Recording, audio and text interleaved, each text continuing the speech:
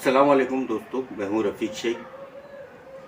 आज जो है हम आपको मुमरा शहर की एक ऐसी शख्सियत से आपका तारुफ़ कराना चाहेंगे जिनका नाम मुख्तार काज़ी है और जो एक मशहूर आर्टिस्ट है, पेंटर है।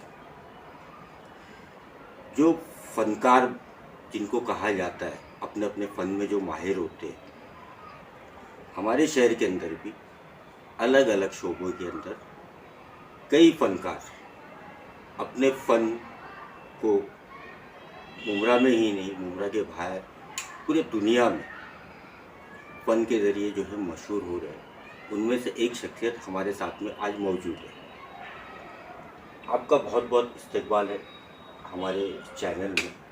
मुख्तार काज़ी साहब, सबसे पहले तो आपकी तालीम कहाँ से हुई और इस मुमरा शहर में आप कितने वर्षों से रहते हैं? बहुत शुक्रिया रफ़ीक साहब, मुझे आपके प्रोग्राम में बुलाने के लिए।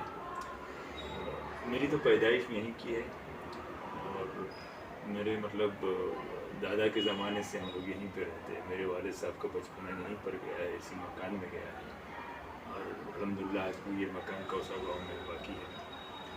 और तालीम मेरी तो मैंने एटीडी किया है, आर्ट टीचर डिप्लोमा जिसे कहते हैं वो किया है।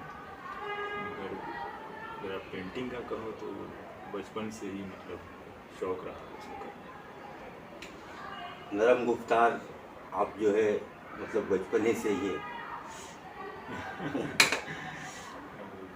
वो तो अब आपकी बड़कपन है, नरम गुफ्तार वगैरह। बस ये है कि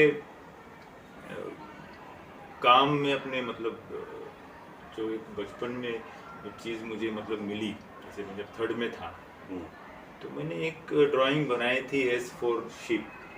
मुझे याद है अभी पहली जो मेरी स्लेट के ऊपर वो, तो मैंने दादा को दिखाया, दादा से काफ़ी बॉन्डिंग थी तो दादा को दिखाया तो दादा ने दादा चूँकि वो काफ़ी पूरी दुनिया घूमे हुए थे। वो सारंग जिन्हें हमारी फैमिली सारंग के नाम से जाते हैं, हम लोग काजी है मगर लोग उन्हें सारंग से जानते हैं क्योंकि शिप पर जो है एक सीमेंस के जो हेड होते हैं उनको सारंग कहते हैं।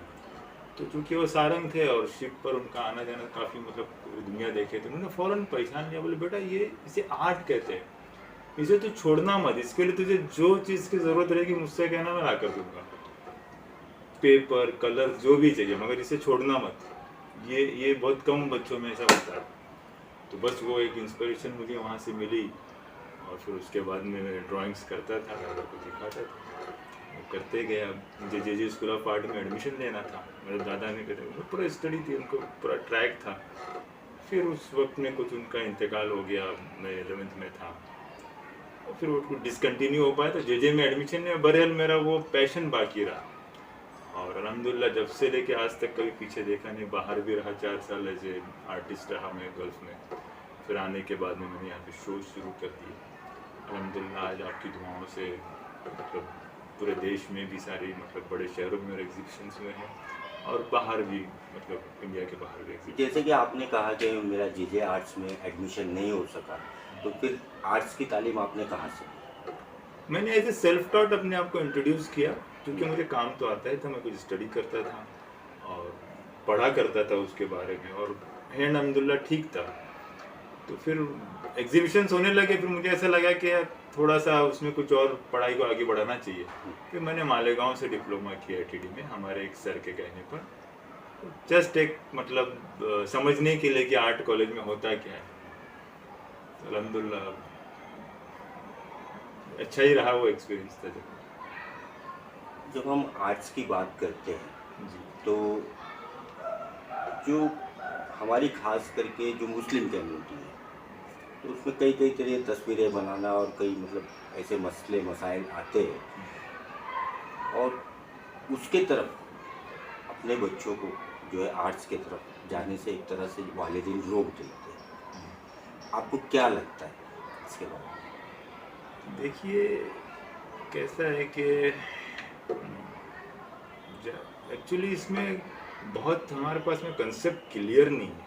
ये सबसे जो बड़ा मुद्दा लगता है, मेरे पास भी ये सवाल उठा जब मैंने 8 में कर रहा था या शायद मेरे ख्याल से 10th के बाद में।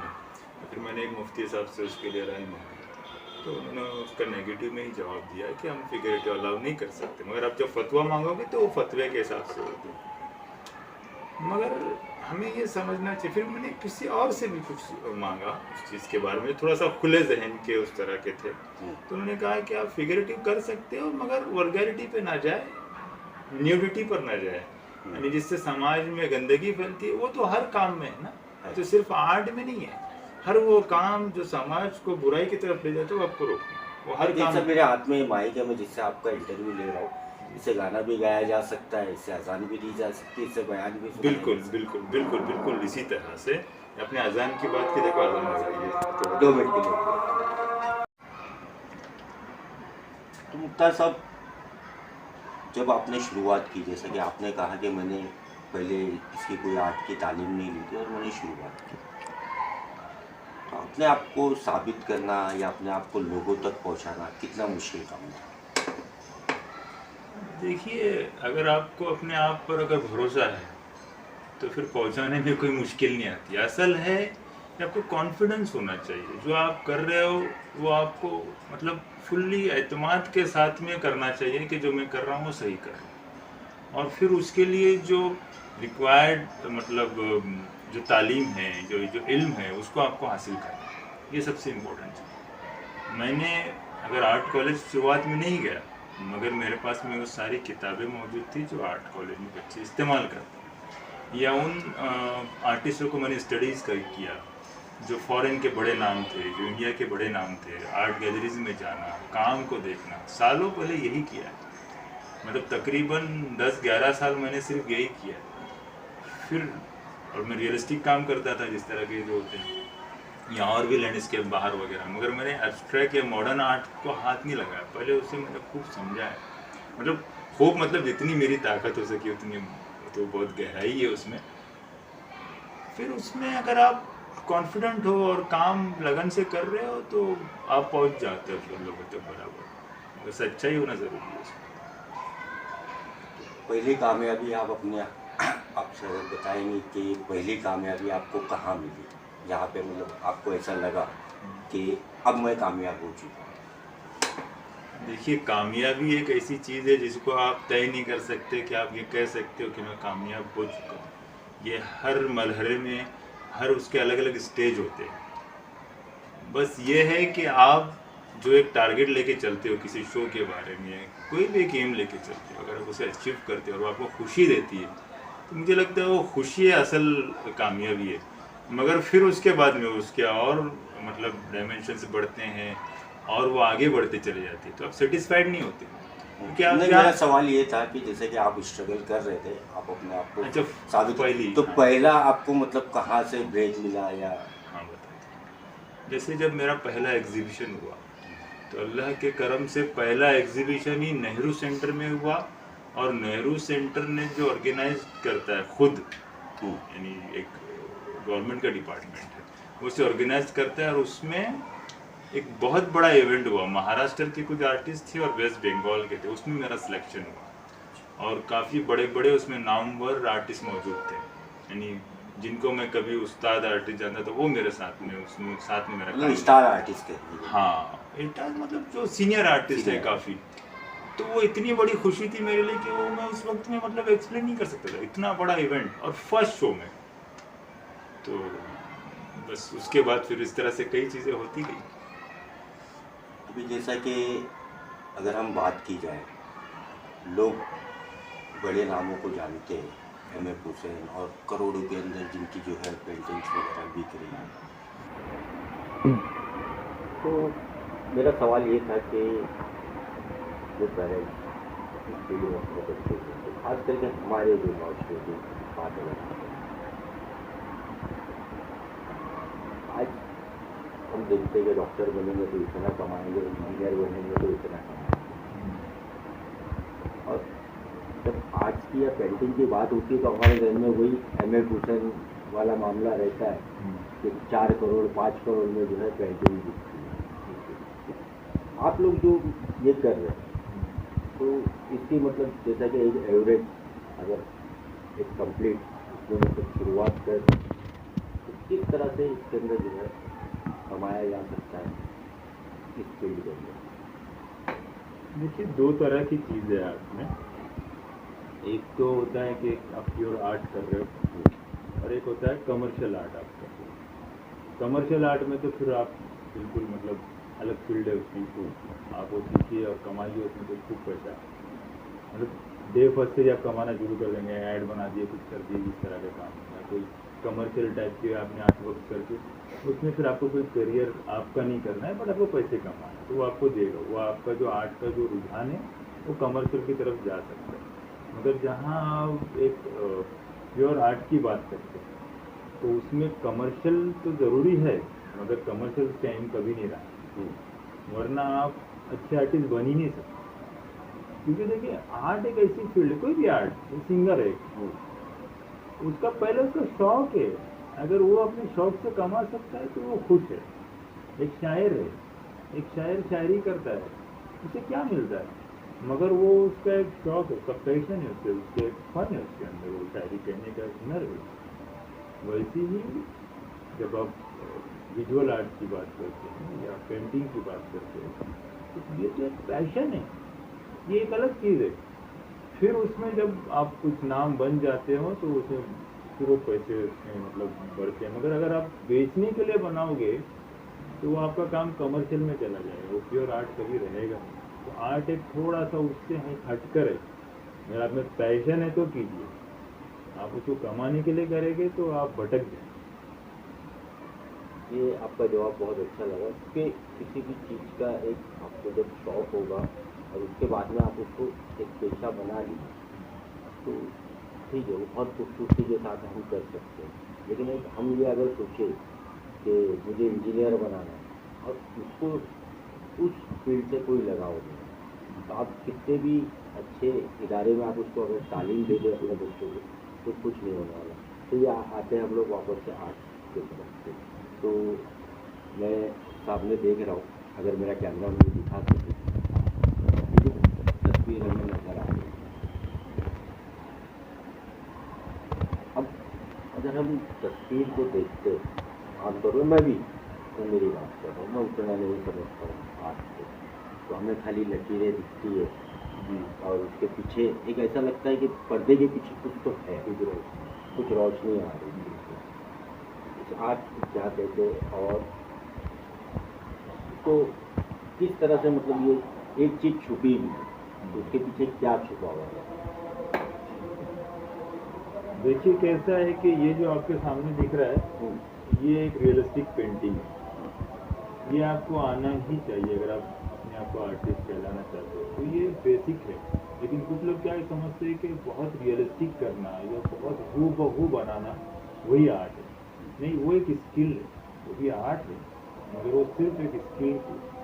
मगर जब अपने आप को आप पेश करना चाहते हो या अपने अंदर कुछ जज्बात है उससे आप कैनवास पे उतारना चाहते हो, तो फिर उसके लिए एक अलग लैंग्वेज और एक अलग शैली की ज़रूरत होती है, उसे एब्स्ट्रैक्ट है। तो ये जो आपके सामने मेरे काम दिख रहे हैं वो एब्स्ट्रैक्ट आर्ट है मेरे, और उसको मैंने काफ़ी मतलब एक अरसे के बाद में उसको डेवलप किया हुआ है। बिल्कुल आपने आपको सही पहचाना कि उसकी मेरे जो थीम है वो रोशनी है और पर्दे हैं। जैसे इल्म में एक रोशनी है और हमने उसे बहुत सारे पर्दे डाले हुए हैं, और उसी तरह से वल्लाहु नूरु समावाति वल अर्द, तो अल्लाह एक नूर है, मगर हमारी ना समझी या हम तो समझे मुस्लिम समाज में हम तो उसे बखूबी पहचानते हैं, मगर जो मुसलमानों के अलावा जो कौमें हैं वो अपने परवरदिगार को नहीं जानती। वो हमारे जहनों के और हमारे क्या बोलेंगे लाइल्मी के पर्दे उसके पड़े हुए हैं। वो कुछ थीम रहती है, जहन में चलती रहती है। और अल्हम्दुलिल्लाह जो मेरा एग्जीबिशन 2 हफ्ते पहले जहांगीर में हुआ, मैंने कुछ नहीं कहा, मैंने सिर्फ ये लिखा था कि light is a journey towards light, journey है। और फिर लोग उससे कनेक्ट, जिनको लैंग्वेज आती है या जो समझते हैं एब्स्ट्रैक्ट पेंटिंग क्या होती है, कलर थ्योरी क्या होती है, कलर के कंपोजिशंस क्या होते हैं, उन्होंने ऐसा उस काम से वो लोग कनेक्ट हुए कि एक आध दो के तो मैंने देखा आँख में आंसू थे। तो ये मेरे लिए बहुत बड़ी उपलब्धि है।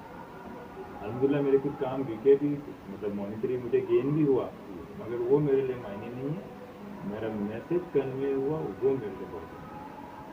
ये ऐसा मैंने आपसे सवाल पूछा था शुरुआत में करियर के लिहाज से, अब आपने जो है एक तरह से उसी चीज़ का ये जवाब दिया कि हम जैसी सोच रखते हैं तो हमारी जो सोच है वो हम किसी भी काम के जरिए उसको हम लोगों के सामने रख सकते हैं, दुनिया के सामने रख। और आपने एक जो नज़रिया बना करके आपने आर्ट्स के जरिए उसको पेश किया, अब देखने वाले ने जो भी सोचा हो उसके बारे में, लेकिन आपका एक नज़रिया था कि मैं अल्लाह की रोशनी जो है वो किस तरह से अंधेरे को जो है चीर करके बिल्कुल एक नूर जो है वो किस तरह से आता है, आपने वो दिखाने की कोशिश की। बिल्कुल। वापस से वही सवाल पे हम लोग आ जाते हैं कि पेंटिंग मुसलमानों में लोगों का ऐसा मानना है, तो फिर कई बड़े बड़े जो है पेंटर जो है, क्या वाकई में मुसलमान इस तरफ या इस फील्ड में बहुत कम है,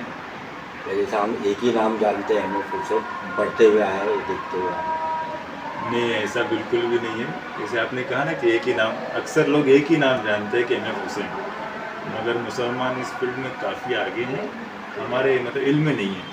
जैसे एम.एफ. हुसैन से अगर मैं बड़ा नाम लूँ तो तैयब मेहता रहे हैं। तैयब मेहता आप गूगल कर लीजिए, आपको पता चलेगा। जब मतलब एम.एफ. हुसैन से उसे काफ़ी, हालांकि एम.एफ. हुसैन ने काफ़ी काम किया है, वो एक मतलब सेलिब्रिटी आर्टिस्ट रहे हैं, मगर तैयब मेहता बहुत उनसे ज़्यादा सीरियस माना गया है। जैसे जब एम.एफ. हुसैन 1 करोड़ में भी नहीं बिके थे, तब तैयब मेहता 6 करोड़ में बिक चुके थे। मतलब उनकी इस तरह की उनकी पेंटिंग। और उसके बाद में एक एस.एच. रज़ा है जो पेरिस में बेस्ड थे और कभी कभी इंडिया आते थे, मगर वो एम.एफ. हुसैन के साथ वाले थे। फिर ऐसे काफ़ी है, मतलब अनवर है और मतलब कई मैं नाम आपको गिना सकता हूँ तो मुस्लिम नाम थे, लेकिन चूंकि वो पब्लिक डोमेन में इस तरह से नहीं रहे, वो आर्ट का एक अपना आर्ट की एक अपनी दुनिया है, एक अपना सर्कल है, तो उसमें तो वो काफ़ी बड़े नाम हैं। तो ऐसा कभी भी नहीं रहा। और हमें बहुत मतलब नेगेटिव नहीं सोचना है कि हम मुसलमान जो है किसी फील्ड में आगे बढ़ नहीं सकते हैं, हमें तासुब का शिकार है, कभी भी नहीं होता है। इतना रिस्पेक्ट मिलता है, आपको अपने आप पे भरोसा होना चाहिए और अपने काम को सच्चे लगन से कीजिए, लोग आपका रिस्पेक्ट करेंगे। मेरा आखिरी सवाल, अपने शहर के बारे में आप क्या सोचते हैं? हमारे शहर के लिए क्या किया जाना चाहिए? इस तरफ मतलब इस तरह के जो भी अलग अलग हम जो सोच सकते हैं, मतलब हमारे बच्चों को इस तरफ वाजिब किया जाए, क्या कर सकते हैं? देखिए, पहली बात तो ये है कि ये शहर गांव से मेरे सामने बना है कि मैं तो यहीं पैदा हुआ, इसी मिट्टी का है।